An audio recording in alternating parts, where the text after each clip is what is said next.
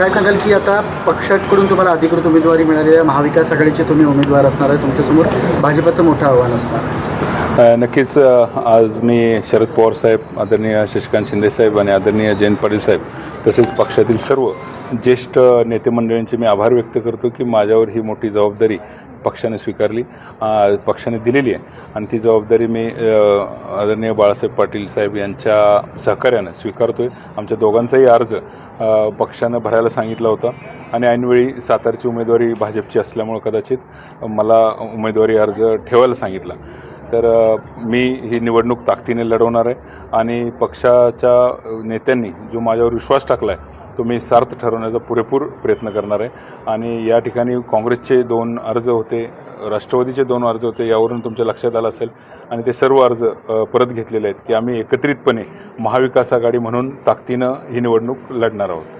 साताऱ्याचे नाराजी नाट्यानंतर शिवसेनेने पण या ठिकाणी अर्ज दाखल केला होता. तो आता अर्ज शिवसेनेने देखील माघारी घेतलेला आहे. भाजपचे संख्याबळ पाहता तुम्हाला कितपत?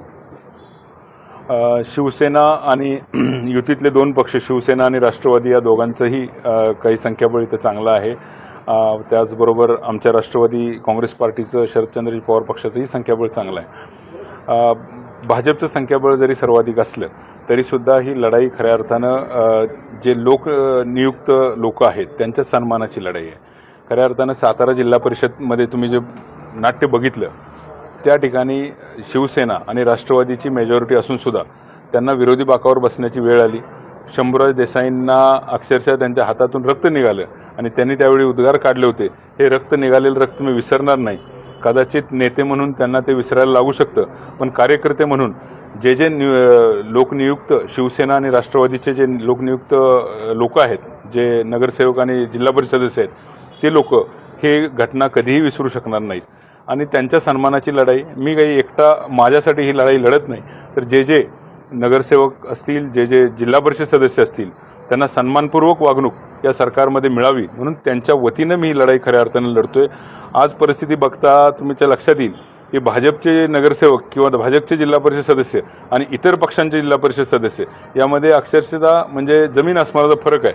अस्पृश्यतेची वागणूक त्यांना दिली जाते. फंड देताना सुद्धा दुजाभाव केला जातो. मग त्यामध्ये काही फक्त विरोधी पक्षातलेच आहेत असं नाही, सत्तेतले महायुतीतले जे जिल्हा परिषद सदस्य आणि नगरसेवक आहेत त्यांना सुद्धा दुजाभाव तिथं मिळतो. आणि तुम्ही काही भाषणं मंत्र्यांची बघितली असतील, त्यामध्ये फंड आमच्या हातात आहे, तुम्ही आमच्याकडे आला नाहीत तर आम्ही काय करू हे बघा, हे कुणाला देतात ते धमक्या? ते युतीतल्याच बाकीच्या नगरसेवकांना आणि जिल्हा परिषद सदस्यांना देतात. त्यामुळे तेही सध्या चिडून आहेत असं मला वाटतं.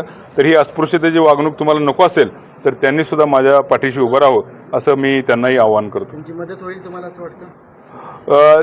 तो येणारा काळ ठरवेल, परंतु नक्कीच या निवडणुकीत तुम्हाला चमत्कार दिसेल एवढंच मी तुम्हाला सांगतो. पण मागच्या निवडणुकीमध्ये खरं तर राष्ट्रवादीचं या ठिकाणी संख्याबळ अधिक होतं, तरी देखील काँग्रेसचे मोहन शेटे विजय झाले होते. मग यावेळी तसं काय? कारण की आता भाजपचं संख्याबळ अधिकचं आहे. यावेळी तसंच होईल. ज्यांचं संख्याबळ अधिक ते घरी बसतील.